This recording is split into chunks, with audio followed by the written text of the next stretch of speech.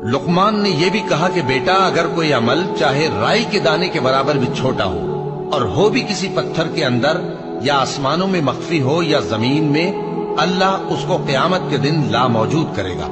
कुछ शक नहीं कि अल्लाह बारीक बीन है, खबरदार है।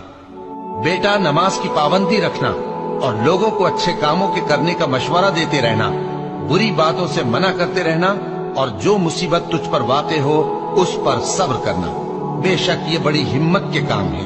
और तकब्बुर करते हुए लोगों के सामने गाल न फुलाना और जमीन में अकड़ कर न चलना, इसलिए कि अल्लाह किसी इतराने वाले शेखी खोरे को पसंद नहीं करता।